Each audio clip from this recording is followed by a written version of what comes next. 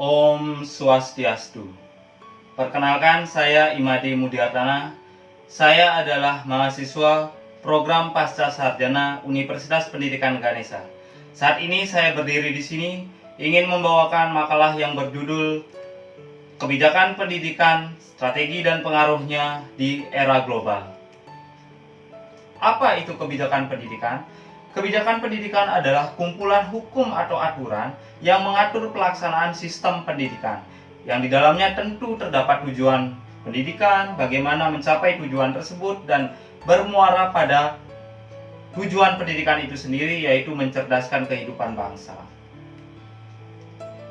Ada 3 hal yang akan dibahas dalam makalah ini. Yang pertama adalah bagaimana proses perumusan kebijakan pendidikan.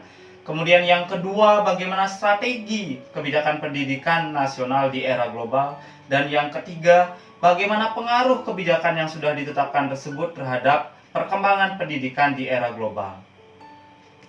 Kita bahas poin pertama, yaitu perumusan kebijakan. Proses perumusan kebijakan pendidikan merupakan bagian penting dalam sistem pendidikan di Indonesia. Tidak dapat dipungkiri lagi bahwa proses perumusan kebijakan pendidikan tersebut akan berpengaruh besar terhadap perkembangan pendidikan di Indonesia. Menurut Rohman, tahun 2012 dalam bukunya halaman 85 menyebutkan beberapa istilah kebijakan pendidikan. Yang pertama adalah perencanaan pendidikan atau educational planning. Yang kedua, rencana induk pendidikan atau master plan of education. Kemudian yang ketiga, pengaturan pendidikan atau educational regulation. Dan yang keempat adalah kebijakan tentang pendidikan atau policy of education.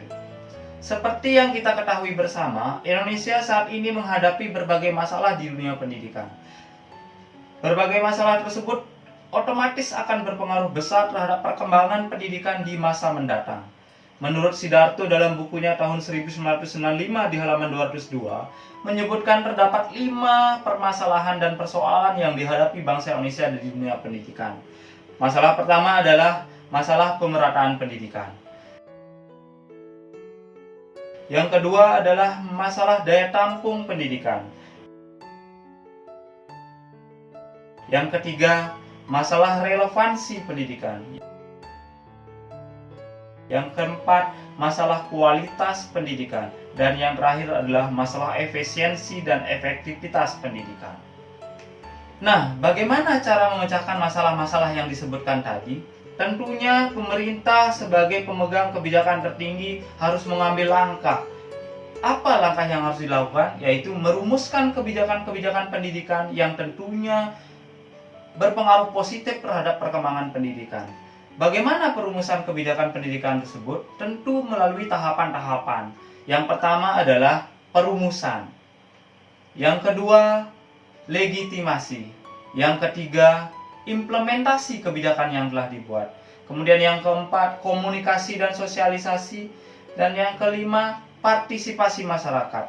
Tentu kita harus melibatkan partisipasi masyarakat untuk kebijakan-kebijakan yang dibuat. Dan terakhir adalah evaluasi terhadap kebijakan yang dibuat, apakah mampu meningkatkan kualitas pendidikan ataupun tidak. Pembahasan yang kedua kita adalah strategi kebijakan pendidikan nasional. Strategi kebijakan pendidikan nasional tentu dalam pelaksanaannya harus melalui beberapa tahapan. Yang pertama, bagaimana melakukan analisis lingkungan, budaya, dan sumber daya yang ada. Yang dimaksud di sini adalah kita harus menganalisis beberapa hal, seperti lingkungan belajar, budaya yang berkembang di tempat kita belajar, kemudian sumber daya, bagaimana sumber daya yang mendukung lingkungan pendidikan tersebut agar bisa berkembang dengan baik. Langkah kedua adalah menentukan strategi dengan cara mengidentifikasi alternatif yang paling tepat. Tentu ini adalah langkah yang paling penting. Bagaimana kita menentukan alternatif-alternatif yang paling tepat untuk menjalankan sebuah kebijakan, sehingga menjadi suatu kebijakan yang berhasil untuk meningkatkan kualitas pendidikan. Dan langkah ketiga adalah implementasi strategi. Bagaimana cara mengimplementasi strategi tersebut? Tentu dengan menetapkan sistem, struktur, merencanakan, dan mengalokasikan sumber daya.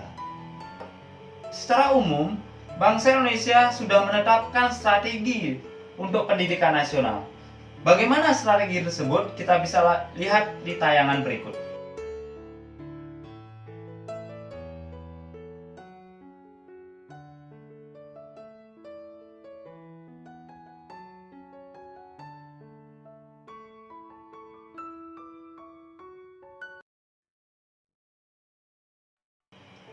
Namun, Indonesia punya strategi pokok pembangunan pendidikan nasional.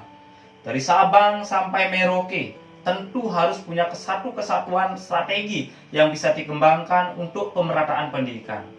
Yang pertama adalah mengatasi dampak krisis ekonomi terhadap bidang pendidikan. Seperti kita ketahui bersama, saat ini Indonesia sedang dilanda pandemi COVID-19. Masyarakat dari kalangan atas sampai bawah merasakan bagaimana dampak parahnya ekonomi Indonesia, sehingga akan berdampak pula terhadap pendidikan di Indonesia. Saat ini sistem pendidikan di Indonesia mau tidak mau dipaksa harus menggunakan sistem daring atau dalam jaringan atau yang disebut kita tatap maya. Mau tidak mau masyarakat harus mau menggunakan teknologi itu. Bagaimana agar tujuan pembelajaran, tujuan pendidikan bisa tercapai. Yang kedua adalah melakukan perluasan dan pemerataan kesempatan untuk memperoleh pendidikan. Dari Sabang sampai Merauke, pendidikan itu harus merata. Pendidikan harus didapatkan oleh semua masyarakat Indonesia. Tidak boleh ada satu bagian masyarakat yang tidak mendapatkan akses pendidikan. Kemudian, strategi pokok yang ketiga adalah meningkatkan mutu dan relevansi pendidikan yang mampu menghadapi tuntutan dan perkembangan. Nah, ini yang paling penting. Bagaimana meningkatkan mutu?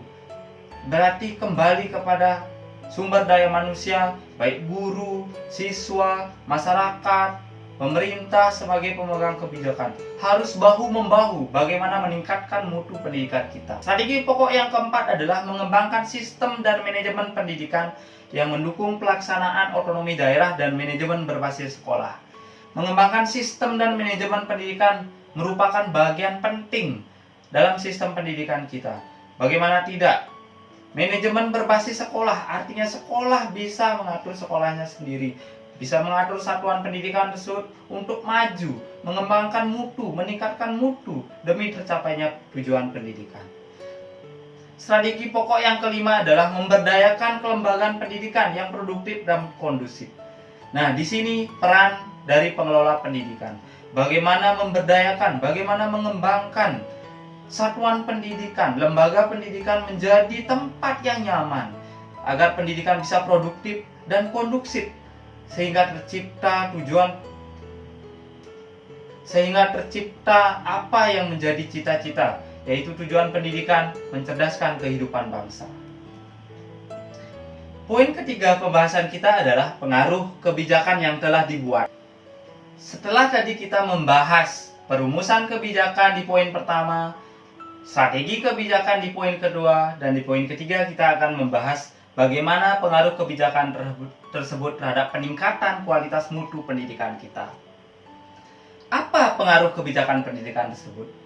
Pengaruh kebijakan pendidikan tersebut akan terlihat ketika generasi bangsa Indonesia, generasi yang ada di negara ini memiliki sikap, pengetahuan, dan keterampilan yang mumpuni, sehingga menjadi generasi yang cerdas dan mampu mengelola bangsa dan negara kita di masa mendatang, menjadi negara yang maju dan diakui oleh negara-negara yang lain.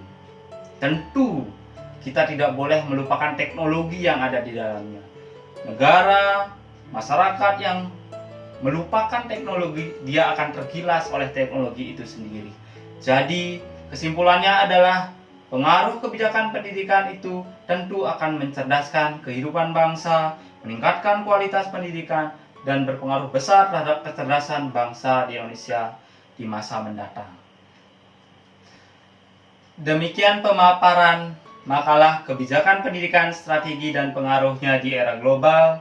Semoga apa yang saya ceritakan saat ini dapat meningkatkan mutu pendidikan di Indonesia, dapat mempengaruhi pola pikir kita bagaimana mengembangkan sumber daya yang ada di Indonesia demi kemajuan bangsa di masa mendatang. Saya tutup dengan Parame Santi. Om Santi, Santi, Santi, Om.